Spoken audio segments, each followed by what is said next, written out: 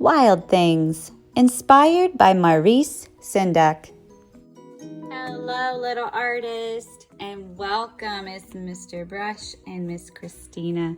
I hope you enjoyed listening to the story Where the Wild Things Are by Maurice Sendak.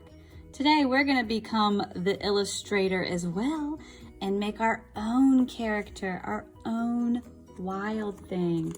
Now, I'm going to be drawing with a pencil and a Sharpie, permanent marker, and I'll be using markers to color in. Now, if you are working from home and you don't have any of these art supplies, what do we always say? Improvise, right? Figure out what you can use at home to create this project. Now, if you want to erase, use your pencil, okay? And you can trace over, but I'm just gonna go ahead and draw straight with my Sharpie. At your desk, you have a paper like this that shows you different ideas. All right, I'm gonna go ahead and start with what shape for his head? A circle. Does it have to be a perfect circle? Nope. He's a wild thing, right? We want him to look wild. So I'm going to come down a little bit, not the tippy top. Okay, and I'm just going to draw a circle. Now I'm going to come down for his belly. What letter does that look like to you? A letter U. Now I'm going to work on his legs. Now his legs, this is going to look a little weird the way I'm doing it. Do you have to do it the way I'm doing it? Of course not. You are the artist. So I'm doing like a little triangle. That's the inside of his leg. And then I'm gonna come here. Here's the outside of his legs. Man, he needs some feet to help him walk around, doesn't he? And if you look at Maurice Sendak's Wild Things, they are a combination of lots of different creatures. Birds, humans, maybe bears. So any kind of foot you decide is up to you. I think I'm gonna give him a potato foot. What? This is from the idea paper, okay? And then I'll give him some pointed, sharp claws, kind of like the letter V. Or a triangle. All right, let's give him some arms. Now you could make his arms moving up and down, waving. Maybe he's at the wild rumpus and having a party. Or you could put his arms by his side like this. Okay, and maybe add some big long claws. Maybe you want his arm to be moving, so I'm gonna do like the letter L, and then I copy that, right? And I curve it just like that one. And then we can, whoops. That's what happens when you have something beside you. Okay, on the side there. All right, let's give him a face, or her. Maybe I will make them very angry. No. Maybe I want a friendly monster, or a friendly wild thing, or goofy. I'm gonna make mine angry.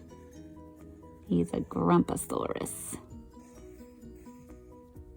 Those are his eyebrows, not his eyes. And then we'll give him some eyes here.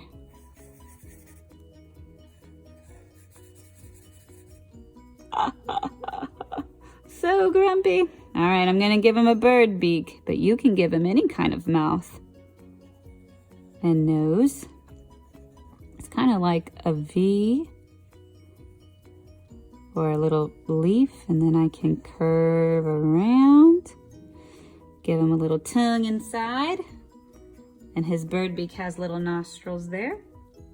All right, let's give him some horns or ears.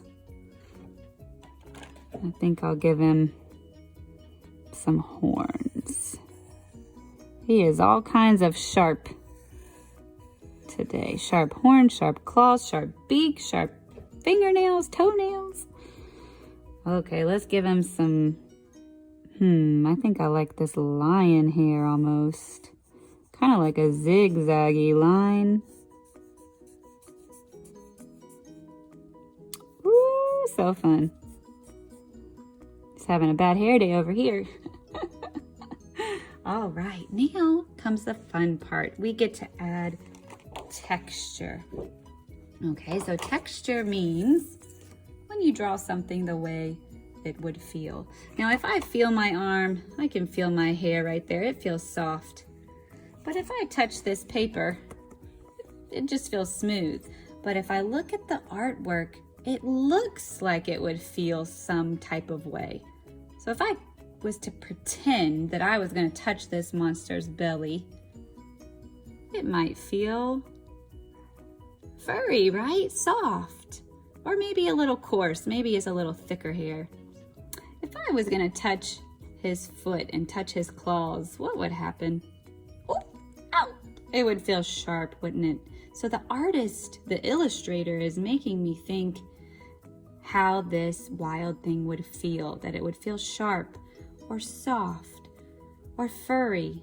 Okay, so there's all kinds of textures on these wild things, and even on his leaves and forest and the grass there. So the way that an artist shows a visual texture is by using different kinds of lines. Okay, so maybe if you want yours to have a very hairy, belly, you could use straight lines, right? To kind of show that his belly has lots of hair. And I can overlap those lines. And I'm going to continue showing texture when I start to color things in with my markers. Hey, you are in 2nd or 3rd grade or even 1st, and you want to add to your wild thing. Maybe you want to add some more stuff in the background. This is called a setting, or maybe his habitat, right? What is he, where does he live? What does he need to eat? So I think I'm gonna do a background line. This will be the ground. Then maybe I could draw a tree. Maurice Sendak has kind of like these, almost like a palm tree in his book. And they're definitely living in some, kind of forest, the wild things, when Max sails across the ocean. Maybe you want some jungle leaves to kind of look like there's a big leafy tree over here. The things that you add are up to you. You are the artist. All right, today if you are in class with me or with the substitute, we have lots of markers. You might have some skinnier markers, you might have some bigger markers. Just depends on what is safe and sanitary for you to use.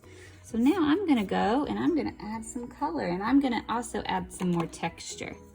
So maybe on his legs, I want them to kind of look, bumpy.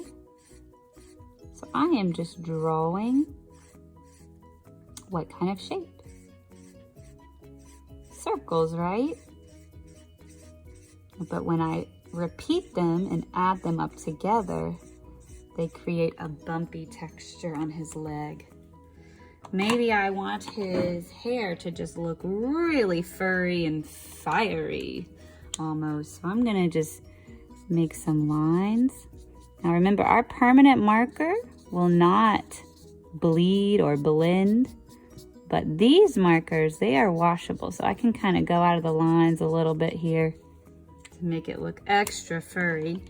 And I can blend my markers. So I did orange, and then I'm gonna go back and I can put some yellow on top of that and blend it together.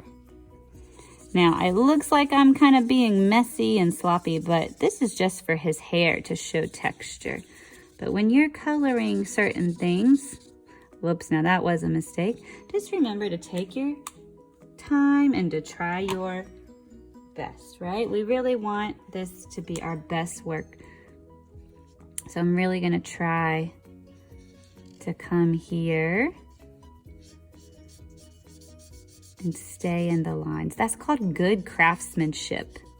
When you really take your time and try your best, okay, and you kind of keep things going in the same direction, that's good craftsmanship.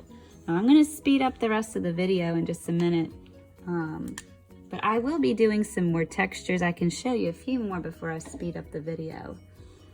Maybe I want to do scales. Scales are a very fun way to show texture, and they're just kind of like the letter U. That looks like a W, okay? And then they alternate, okay? All right, let's speed up this video. One thing to remember is that the markers, the colorful markers, can be blended and overlap and mixed together.